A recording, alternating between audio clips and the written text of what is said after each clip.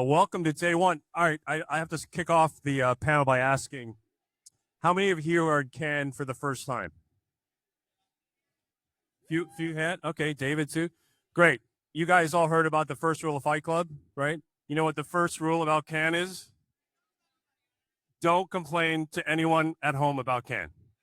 Nobody cares about your lost luggage or your delayed flights or the hot weather. So keep that in mind all week. Hi, everyone. I'm Rick Song. I'm the CEO of Rado Amplify. We are a AI-powered predictive creator marketing technology company. We basically analyze live social conversations, identify emerging demand within micro communities, and match them to the creators that we predict will perform the best. I'm proud to say we're announcing two things in Cannes. The first thing is performance engine, which basically will take your campaign data and then predict how your future campaigns will perform. And then secondarily, very relevant to today's conversation, is a cultural insights index. So come to see us if you want to talk about culture. Very relevant because today we're going to talk about turning cultural relevance, how brands turn cultural relevance into growth, right? And so before we get started, let's just do some quick intros so the audience can get to know you. Tell us a little about yourself, your role, and then is this your first time in Cannes? Brandon, you want to start? Hello, everyone. Absolute pleasure to be here. Not my first time in Cannes, but first time at Brand Innovators. This place is beautiful. I know future years I'll be spending a lot of time here. So I am the CEO and founder of independent creative studio, StudioB, as well as very proud YouTube creator myself, now with over 25 million followers across platforms. Pamela? Hello, everyone. So happy to be here. My name is Pamela Brown, and I work for a little tiny company called Target, where I lead all of our talent partnerships and experiences, cultural experiences across music, style, sports, you name it, we do it. Dave? Great. Hi, everyone. Dave O'Connor. I'm the Chief Brand Officer for Universal Entertainment. I do sort of marketing, brand building, and kind of building fandoms across our biggest IP. And not first time in Cannes, not first time in Cannes. See, we're not good listeners. Sorry. Sorry. I think this is my fifth time. Fifth time, okay. Yeah. It's my first time. Oh, first timer. I'm loving it so far. So fun. He's already got the outfit and everything. Yeah. All right, to kick it off, I mean, the reality is every brand intends to be culturally relevant, right? But relevance doesn't compound into growth is just a great news cycle, right? So let's start there. What's the difference between a brand that's culturally relevant and one that's just had a good moment? Brandon, you want to start with that? So in our world across our studio, the things that we're really looking at is how do we build a system around the ideas that we're producing? The sort of big creative ambition is sort of 50% of the puzzle. And the other huge piece at play is how do we actually vertically integrate this into a system that has a lifespan far just beyond the initial campaign? So the really interesting thing, and Dave and I have had a lot of fun speaking about this morning, is actually going, well, how do we build awesome stories, but prolong that narrative both online and offline across Experiential, and I'm sure we're going to hear lots more about that, but also building these awesome narratives. Something we're both very excited at the moment is the world of vertical shorts or micro dramas, and actually building out stories that have far more depth and allow audiences to keep tapping into it time and time again, rather than just having one big sort of hype cycle that then drops off a cliff.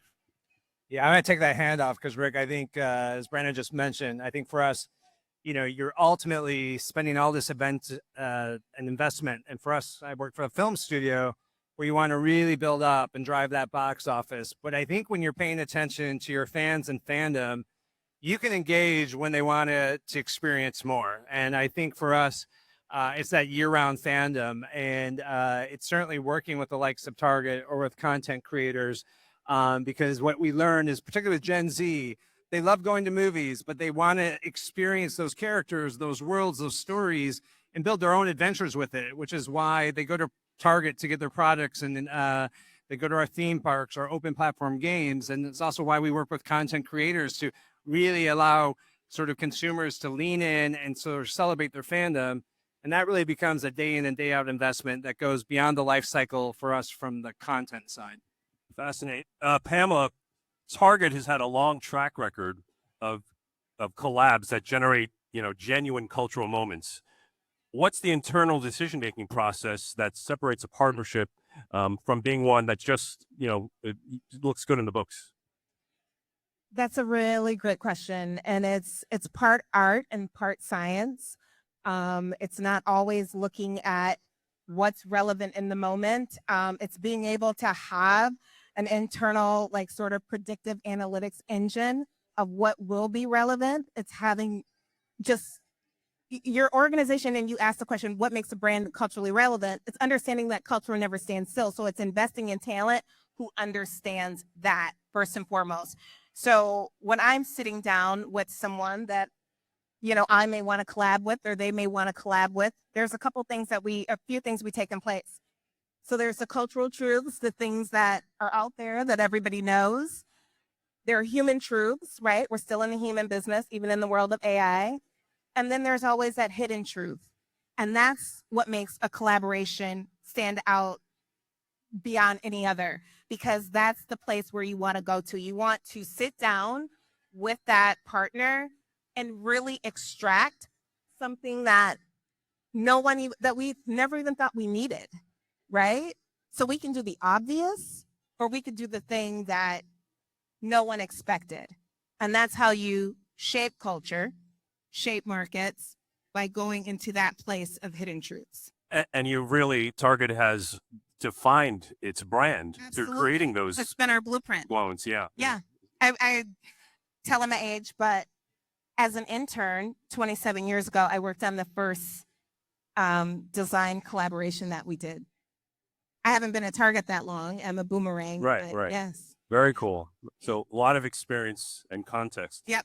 So the creator economy, a topic near and dear to my heart, is projected to reach 200 billion globally this year, projected to exceed 500 billion by 2030. That's not just a channel, that's a structured shift in who controls the narrative, the culture. When 61% of consumers say they trust creators more than advertising, right? It raises a question worth signaling, like, how do brands, or are brands still the authors of their own narrative? Or are they just a supporting character in someone else's story? Well, they should be. I can answer that. They should be. Yeah, kick it off, Pamela. Yeah, they should. As a brand, you should always own your own narrative. I think that when leveraging creators and people of influence, having those voices of credibility and authority to help accelerate your brand values are helpful, but no one should tell your story better than you do. And so that's my POV on that. How about you, Dave? I 100% agree. I think we still author our brands, but what I will say, we're evolving the way that we're working with the content creators. And it's really exciting. And I think we're breaking new ground every single day. And we really now invite them into our process. I think, from us on the film side, it's bringing them in during production. It's also finding the right content creators that share the same passion. So I'll give an example. We just had Super Mario Brothers Galaxy. So we've had over 100 different creators from all around the world. I think we had over 17 different territories. We flew them into Japan. These were gamers. These were fans of Mario Brothers. And we took them to the Nintendo Museum. We took them to our theme parks, which had Mario Land. And we took them to the premiere. They became this organic, authentic voice that we're speaking to fans. And then we're building these fan communities. So I'm sure Brendan can tell you about this, but we really have evolved that process and that approach, that we are working and partnering together, but ultimately giving them the space to do what they need to do, but ultimately coming together on tools and ideas where we can really work together to, like I said, supersize and super serve the fans. But that's like, for an established brand like Target, right, or the content that you're releasing, that's still a big condition of trust still, right? That's still a faith for those creators to carry forth the brand messaging when, authenticity is so important. And Pamela, you have anything else to add to that? I really want because you're the creator. I want to hear your perspective. That's why I was itching. Oh, okay. Yes, but So I believe we live in sort of a co-authorship era. Yeah. I believe brand storytelling was so predominant because that was the only channel to reach consumers. Now we've entered a market where distribution's free and at scale. You can actually reach more people across digital than any other medium in the world. So actually, if you try and self-contain your brand story just to the brand, well, unfortunately, you're fighting a very, very steep uphill battle. Instead, I think the best way to approach it is becoming co-authors with the creatives, the narratives, help drive and lead, provide opportunities. I think one of the greatest examples of this is the Minions campaign. And actually, it was largely led originally from UGC creators actually posting content in absolute mass and scale like we've never seen before. Look, we all know this. Monoculture is dead, and it's not the world we live in, which means our jobs as marketers is way harder because it means we've got to have our fingers in way more pies than before. But from a consumer lens, actually, that is the greatest era of media that's ever existed, that we get these like really incredible niche genres that we all get to tap into, that a creator that might feel, or a story that might feel like the biggest thing in the world to me, you may have not even have heard of. I think it's incredible for the consumer, and the brand in truth has got too hard a job to try and keep up with 1,000 different narratives at the same time. So instead, they should be allies in that journey and help unlock access and finance to achieve those goals. No, I was just amening. I'm like 1000%. It goes hand in hand for sure. So, but Brandon, you have a unique perspective as a creator yourself, right? So do you have any kind of examples? You don't have to share the brand that, you know, that you're basically living what you just shared. I think probably my favorite examples right now, and I'm sort of tapping again back into the universal lens because I think it's been so game-changing for our industry. Over the past 3 months, some really incredible things have happened across box office, which is incredible studios like Universal have now given opportunities to creators like us to appear on the big screen. Now, the reason I think that's interesting is because it's not a surprise to any of us that IP is largely what drives box office revenue. However, for the past 10 decades or century, that IP has been driven by a few in a writer's room up in Hollywood.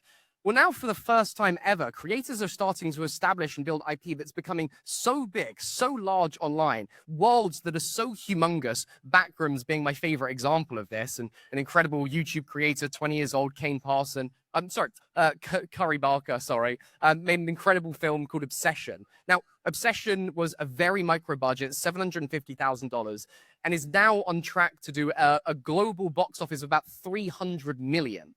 Now, what that is showing that creator-built franchises that existed in digital are now scaling up into the big screen, into box office, and now we're seeing incredible brands build those partnerships. And for the first time ever, creators need these big studios more than ever. And actually, I believe these big studios need creators more than ever at the same time. Yeah, no, you're absolutely right. And I will say it's a, like I said, it's a partnership, and content can come from anywhere. It used to be publishing, it can be open platform games. And as Brendan just said, there's a lot happening online, and Curry Barker is a great example. And it so happened that we partnered with him on bringing that film. But I think, Rick, there's a little bit, like I said, there are times when we do author, and there are times where things are happening organically, you know, with these creators. And I think Gentle Minions is a perfect example.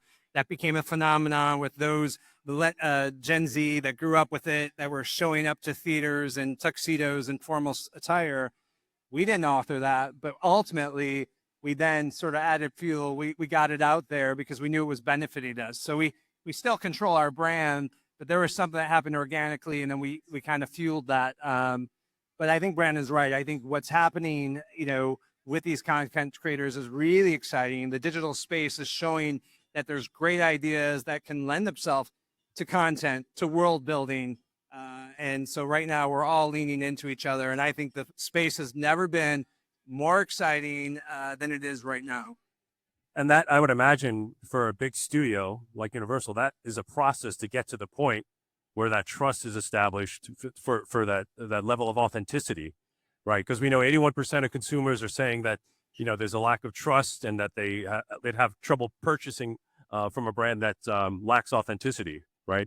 I mean, Target is a great example of like capturing cultural moments, but also speaking, you know, very authentically to its customers, right? How do you continue to reinforce that when you're working with creators, Pamela?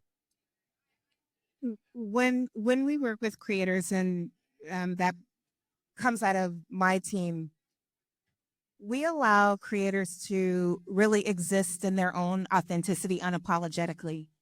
We actually don't script them. You know, We don't script them.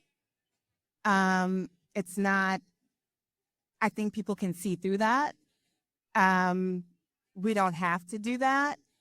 And so for us, we're happy if anyone wants to talk about the love for our brand and things like that. So we just really honestly get out of their way, and they're creatives in their own right. And they know their audience better than we do. And we allow them to engage with their audience how they want to.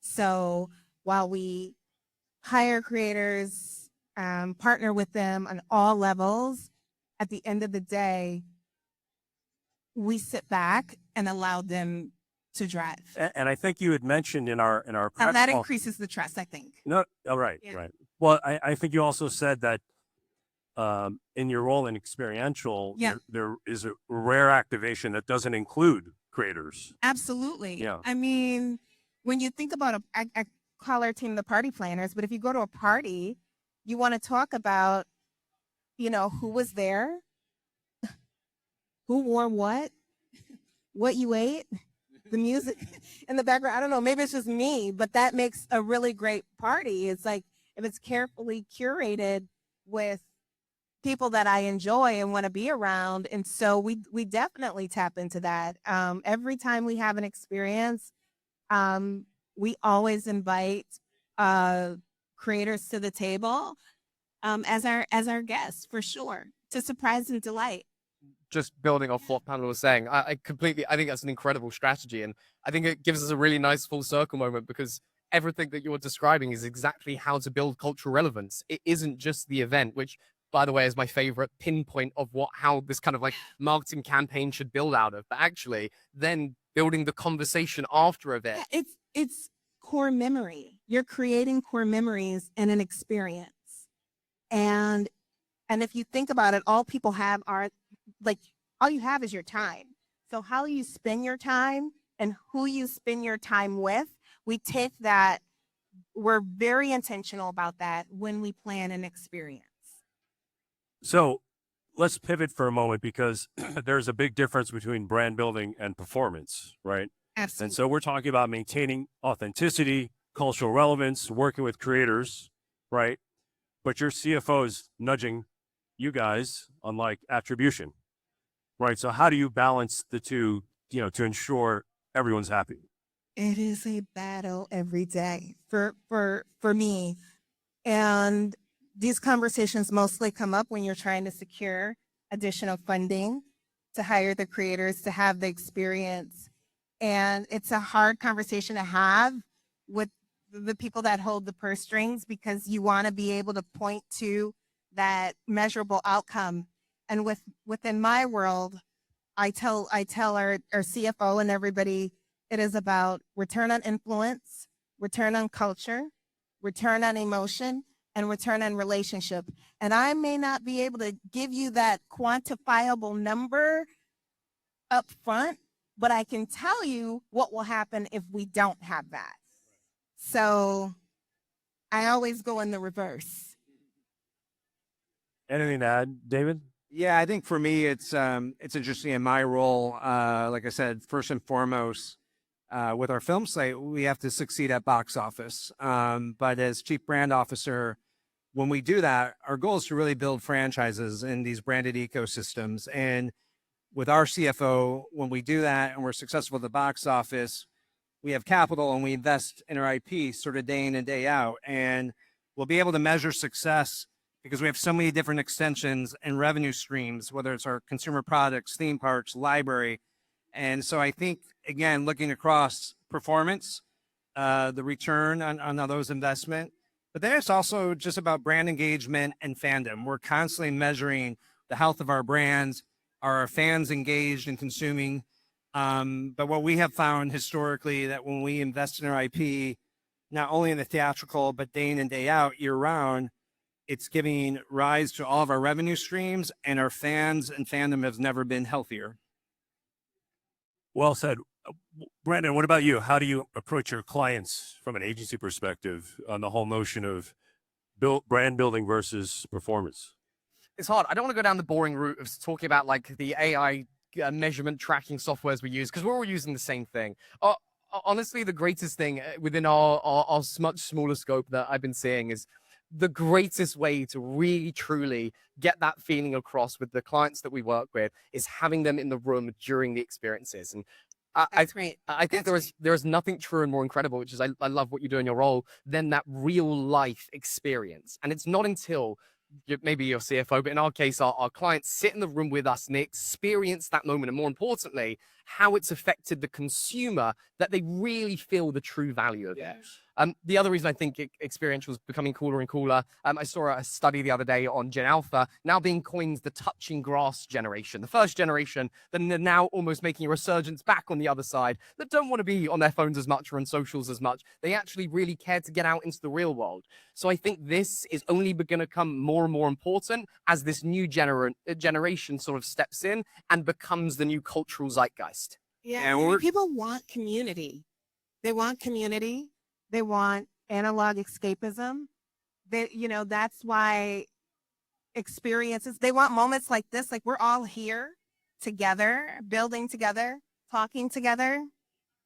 That's what people want. Yeah, no, I was just going to echo that exactly. Particularly this younger consumer, they want to engage, they want to feel, they want to be immersed, and so we're actually finding this a very exciting time. Like I said, with our brands and our characters, and like I said, Target's such a big part of that because we're able to bring that to life together as a partner, or working with Brandon, how we're able to also do that. So, yeah, I would echo everything. So on that point, we had talked about obviously the amazing IP that you're creating and distributing. How do you balance when it comes to like those integrations and the different partnerships, the whole notion of kind of authenticity and performance? Yeah, I think it's such a great question, and I think anytime that we're out there with a new film, obviously you've got your paid media and you're trying to get reach and trying to build awareness and affinity. But we really look to create those cultural moments or find those moments to be part of the zeitgeist in the conversation. And I think first you have to start with the brand DNA, and so there's so many different examples I could give. But if I went back to Wicked and having Ariana Grande and Cynthia Erivo, we also had the Paris Olympics happening, and we flew them, to the Olympics, and they were big fans of Simone Biles. Simone Biles was a big fan of Ariana and Wicked. And we created a cultural moment. It was the first time we had a red carpet premiere at the Olympic Games. They also attended the women's gymnastics, and we created a bespoke spot that was played linear and then, of course, on social and digital, where it was all about defying gravity. And we all know it was the return of Simone Biles, and everything she did defied gravity. And so we were really able to put together and package a week long that really just took over. It really became a combustible moment. And so I think it's always finding, to your point, and what Pamela was saying earlier, those organic ways where you're not forcing something, but ultimately we listened to our talent. We knew we could trust our NBC sports partner, and then finding the Olympics and knowing their passion points and really coming together. And so we do that literally on every film. We know we have to build a foundation to get us that reach, but then it becomes about finding those moments that can really become part of culture or part of the zeitgeist in that conversation and really break through.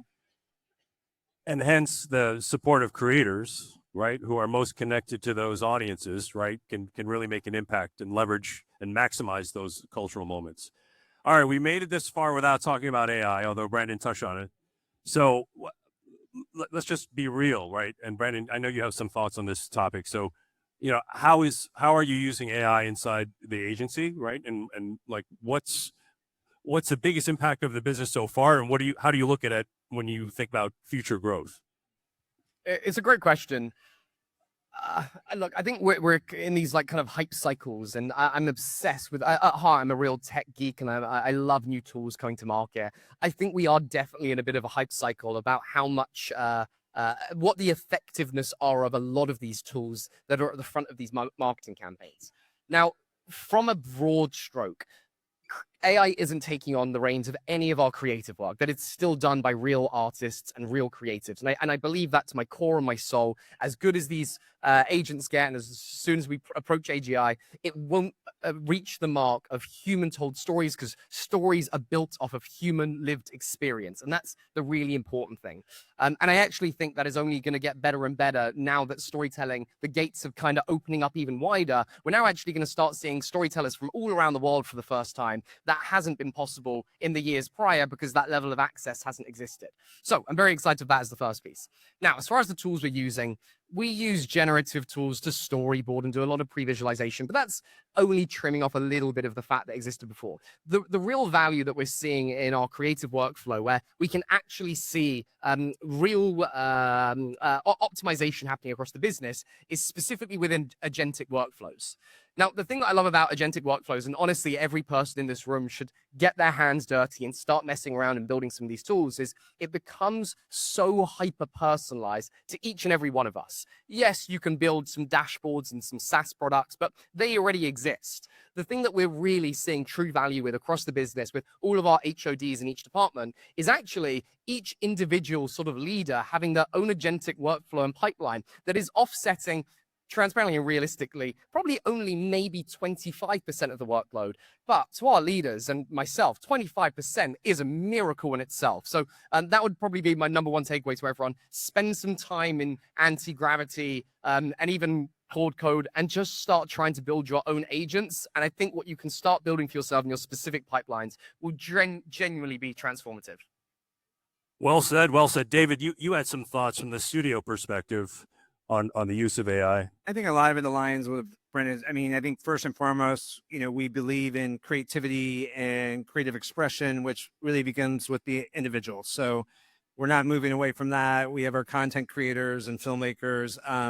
But that being said, where we are leaning in is there's incredible tools, a lot of which Brendan just talked about, and those are helping for efficiencies.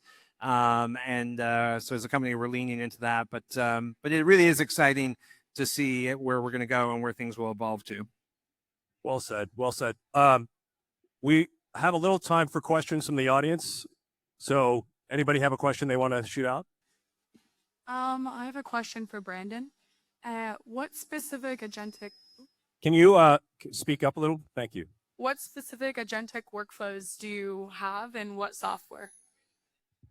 So anti-gravity is my primary builder using Gemini models. The best model I built across the board is probably my chief of staff.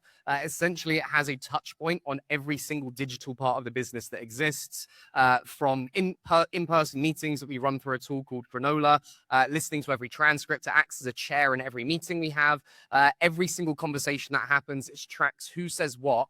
Any agenda item that was set, it says who said they would do that, what the follow-up is, what the deadline was, and then if there's any animosity left in the room that the agent wasn't happy with, it will go in and then send them a Slack message to say, actually, we didn't set a clear deadline and deliverable on this, so we need to ensure that we actually set that. Slack It tracks the animosity. So exactly. It then will also remind them halfway through from when they set it to the deadline of that action item to make sure it comes to me. The day I was supposed to get that deliverable, it will remind me. That, I would say, is like 3% of the general load. I've literally built it into every part of the business that's process heavy, that I absolutely hate doing, so I can free up more time for the fun parts, which is just telling the incredible stories. Yeah, I'm a former independent film producer, so I'm super excited about everything that Brandon's doing, and I'm curious as the bridge gets built between what I really see you guys as being the next theaters, right? You're the form of distribution without going through a third party. So what does that business model look like between studios getting behind someone who's already bringing the audience to the table and putting the power of a studio behind smaller independent storytelling? So speaking very transparently, I think the thing that us creators are really good at this stage at building is incubating IP. Now, that is a luxury of the way that we've been developed as filmmakers and as storytellers, because we are the first generation of storytellers that came up with direct access to data. And that can't be sort of overlooked. When I started learning how to tell stories, I would upload them to YouTube. YouTube would tell me the very frame someone stopped watching the video, which gave me the sharpest level of attention, of intelligence to understand how to actually build stories that engage people. So I think in digital, we're very good at incubating IP and incubating stories. The bit that we haven't cracked, and this is where the sort of partnership exists, is we don't know how to then exploit that IP. Now, building IP is a humongous slope that none of us in the digital space have really started building towards yet. But the giants, the titans in the game, like Universal, have been doing this literally for centuries. Now, our job is coming and working with these guys and saying, well, how do we actually build this together and go, we can come up with really cool ideas, but then sort of hand over to those guys to actually go, great, now let's make this a big global distribution piece, not just with box office, and actually touching all of the different touch points that exist within the conglomerate. Now we're talking. Yeah, I mean, I think, again, you brought up distribution. So I think what's really exciting is that moviegoing is back to pre-pandemic. Gen Z, Gen Alpha, we know from Gen Z, they love going to the theaters and they're very interested in, premium formats like IMAX. And then what we were talking about earlier, what's so great and what's happening, in the content creators is, like I said, there's great ideas, great stories, and great fan following. And so our idea is to bridge that. And I think we just announced at Universal that we're working with Curry Barker and really excited about that. But I think Brandon's right. It's really an exciting time. And like I said, content and ideas, they come from a lot of different places. And this is kind of new or newish. And I think it's untapped. And I know from Universal, we're very interested in this space and kind of bridging that gap. I consult on op model transformation for CMOs. And so I come from creative and production. So I just really a comment about, there's a great use case for AI in making smart briefs. So even if you're making films, even if you're making advertising, you can take all of this data, synthesize, the cultural moment, but it's the human that will then turn that into a story. But I think that's the place for AI. It's really synthesizing the information and creating a really great brief then the creatives can work from. So it's not so much about making the content. It could be about inspiring the content. And I think it's an amazing use case. It's called creative intelligence. And I know the agencies are talking a lot about it. And it's a safe use case, really, because it's still coming back to humans and empathy and creative, but you're giving them some inspiration to work from. Just really a comment. Great comment. Any other questions? John King? Hey, Pam, you mentioned, you talked about how you don't script the creators that you work with. How'd y'all come up to that? How'd you come to that decision? Was that through trial and error? Was that just always kind of target policy? Was that something that you just wanted to do? And then a question for both you and David, what does your decision matrix look like when you're deciding who do you want to work with, who you want to reach out to, who you want to partner with on the creator side? So that was not a target policy. That was something that I implemented when I stood up my organization. And it just came from a personal place of, I operate in my authenticity unapologetically. So my expectation is that whoever I'm working with should do the same. And it's scary, especially for a brand as big as ours, because you never know, right? And humans can say or do anything, but we're a big brand. We can take it.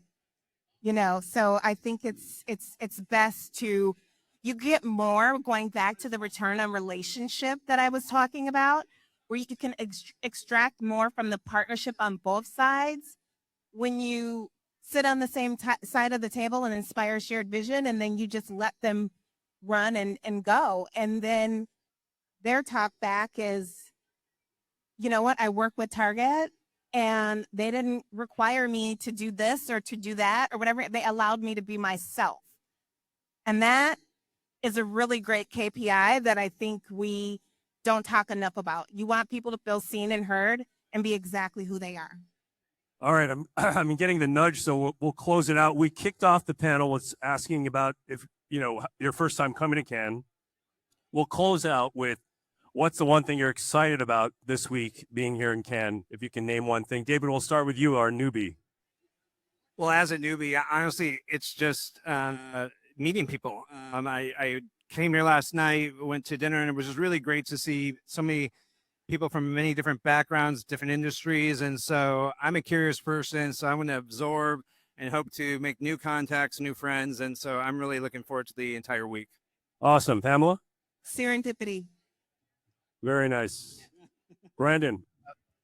Not to make it sound like everything's going downhill from here, but honestly, this was the moment of the whole of Cannes I was looking forward to the most. Hats off to Brand Innovators. I think this panel was so interesting because I really look at this as the future of building large-scale IP, using and leverages creators to build IP, using the giants of Universal to exploit the IP, and then working with the targets of the world to then take that IP and build some of the biggest. I mean, CPG is the first example that comes to mind, but build some of the biggest brands in the world. Like, there's a reason the biggest brands that are coming up over the past 5 years in CPGs have all been creator-led brands telling stories on digital. So this is the magic moment as it all comes together. I love it. I love it. I agree with everyone said.